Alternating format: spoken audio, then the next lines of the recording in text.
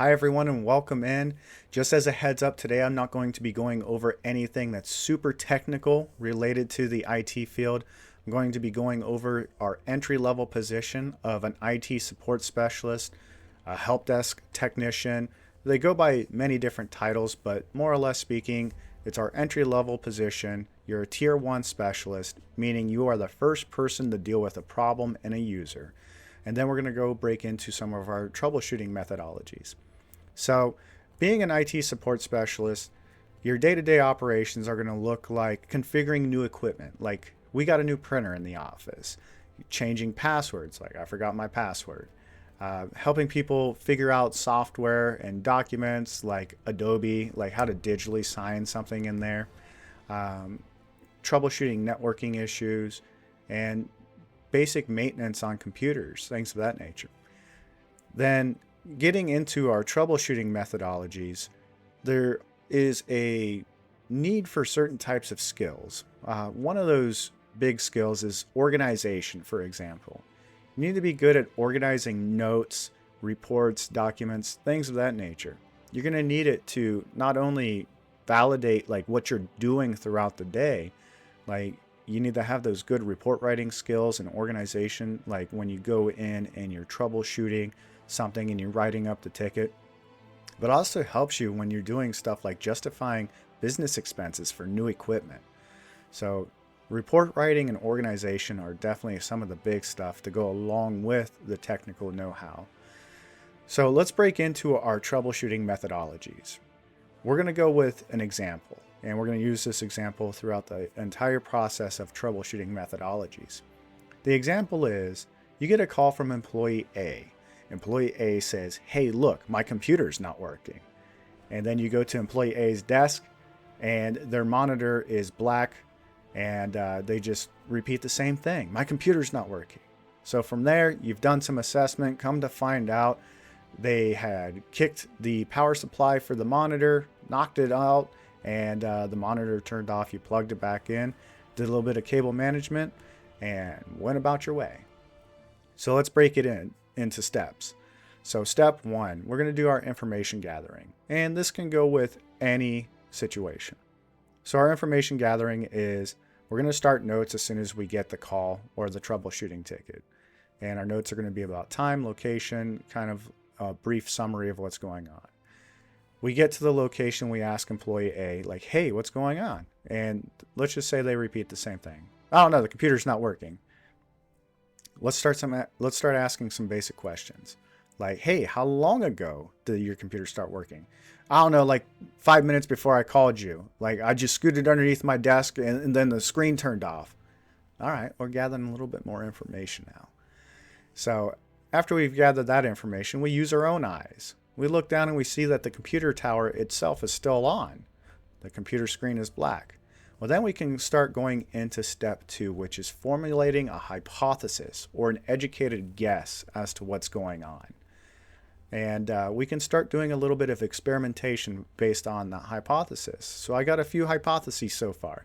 Well, maybe it's a power issue with the monitor, or maybe it's a connection issue with the monitor. So we can test the power issue right now. Let's go ahead and press the power button on the monitor. We press the power button and lo and behold, nothing happens. Well, if it wasn't a power related issue, if it was a connectivity related issue, we can expect that when we press the on button, the monitor would give us the little error message of source input not found or something of that nature. So we can kind of deduce already that it's not a connectivity issue. The computer's on, but the screen is not turning on. We go underneath the desk and we see that the monitor has been unplugged and we plug it back in. You would think we're done, right? Well, we've gone through the steps of investigating and formulating a hypothesis, then conducting an experiment. Well, next we need to validate our results. So we've plugged it back in, we've checked to make sure that the monitor's on, and we need to make sure that this doesn't happen again. We need to solve the root cause of the problem. The root cause is not the fact that the monitor has been unplugged. The root cause is because our cable management is wrong.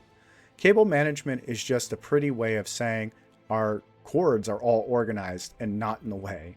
right? We don't want a bunch of cords hanging around like a bird's nest underneath our computer desks and having people step on it and unplugging things. And that could have been the same thing for our Ethernet cable, which is what connects us to the internet, or it could have been the power supply for the computer. It could have been a multitude of things. So we solve the root cause of the problem, which is our cable management. After that, we do our after actions to verify that we can't replicate the issue. And this can also go with, like, if we're getting an error message for an application. After we solve the issue, try to recreate the circumstances that led to it. So relaunching the application, verifying that it works. If they were doing something specific that caused the error, try to replicate it. See if you can't make it happen again. Because you don't want to keep coming back again and again and again, because then they're going to lose faith in your capabilities. So while you're there, if it's something that's within your ability to do, keep working on the issue until you would be 100% satisfied as the user. Now, there are circumstances in which you're not going to be able to solve it. We don't always know all the answers, and that's okay. There's nothing wrong with that. That's where escalation comes into play. You escalate the situation to somebody that has the knowledge and skills to accomplish the task. So after we've done our after actions of verifying that everything works just fine, we can then go and assess to see, is this the only person that has this problem? We've identified the root cause of the problem to be cable management. Go around the rest of the cubicles, double check, make sure that nobody else has a cable management issue. After that, the biggest thing to focus on is documentation. If you're third party and you're being hired by another company or companies to resolve an issue, documentation is super vital in justifying the expense of paying for you. In addition to that, when you work for your own organization, documentation is just as important to make sure that you are showing what you are doing on a daily basis. Additionally, if the problem's reoccurring, like it keeps happening again and again and again and again, you're going to have multiple cases open for the same problem, and you can start to build on those ideas. We haven't, at that point, identified the root cause of the problem if it keeps reoccurring. So that documentation is great. And for example, let's just say the root cause is like an issue with the server. You might have to have all of those tickets and documentation as well as organization in place to justify the business expense of repairing, replacing, or doing something with another piece of equipment. So that's where that organization 100% comes into play. All right. So make sure we're doing good on reports. And just do a systematic approach each and every time you go to deal with an issue. Systematic approach is gathering that intelligence, formulating a hypothesis, conducting experiments, verifying the results, trying to recreate the situation, and then doing our after actions of making sure that nobody else is impacted by the same issue. Because it could have been a software issue for that one application on that one computer. What if that same thing is going to happen on additional computers? That's something to take into effect. All right. So I think that's going to be it for today's video. Just wanted to go over A to Z on troubleshooting methodologies and kind of like our very first entry-level aspect of getting into the world of IT. Coursera was fantastic for me in regards to studying, and right now I'm working on the CompTIA A+, which is kind of that entry-level certification. So a lot of studying to do. All right. And if there's lessons learned and ways that I can do a teach back that won't get me copyrighted, I will absolutely do that so I can share the knowledge with you. Thank you all so much. Have a great day today. Good night.